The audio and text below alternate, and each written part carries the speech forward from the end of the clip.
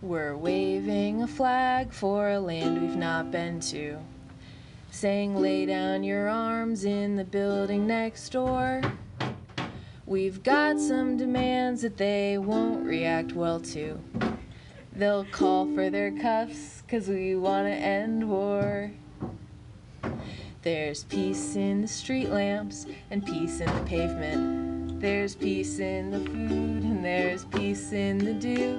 We slept in the grass when our tents were all taken. We wake up together another night through. Put down the war machines, stop building new ones and start listening. We are ready for you. You might love war, but there's peace in the dew. They're sending the kids to class in their camo. They drill in the mornings and sing their fight songs. They're practicing not saying no to commanders, so they don't say no when they're asked to do wrong. We slept behind bars when our friends were arrested. We're 2 or 200, we're staying right here. It's our right to speak up and we will defend it. We'll bring peace to campus while they bring their fear. Put down the war machines. You've got the night, but we've got the mornings.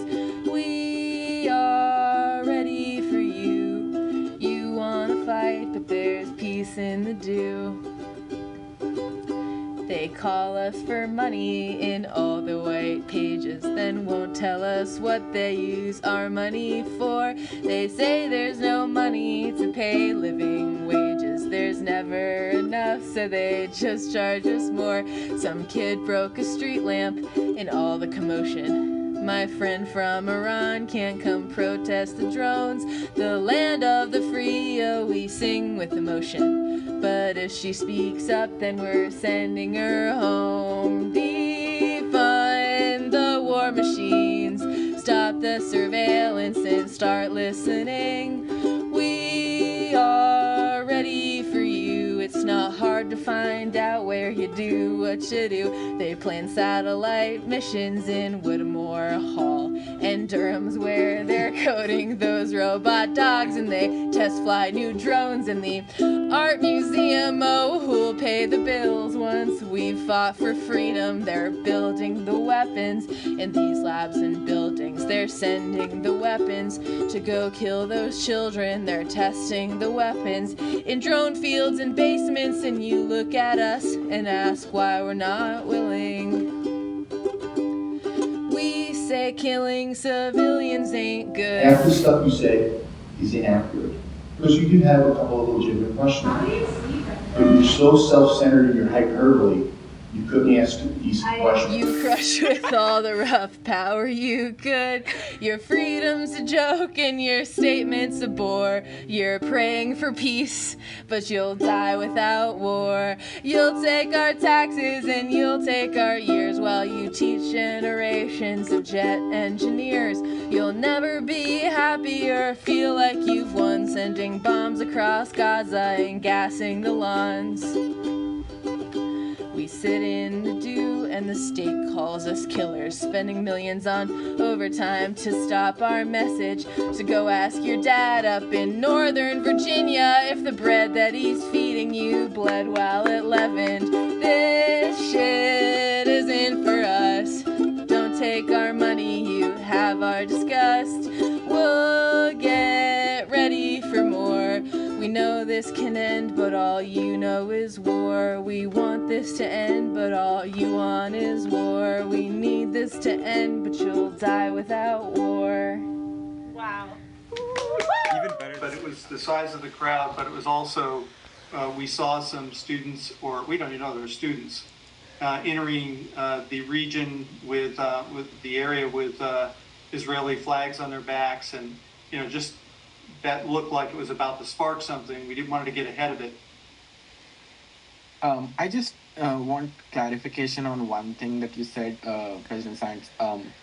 You mentioned that you saw people coming in the Israeli flags, and that is what constituted the safety risk.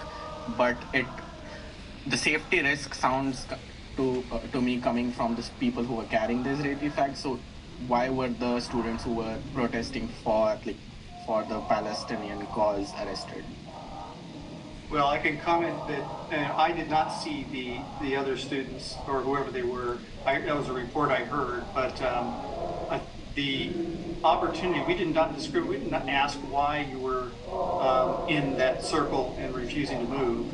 It was actually a concern that there were counter protests potentially that would have made it dangerous for both sides, all individuals. So it wasn't a selection over which group we were trying to protect. It was recognizing both the scale and the potential for heated and differing views. It's a very heavy subject.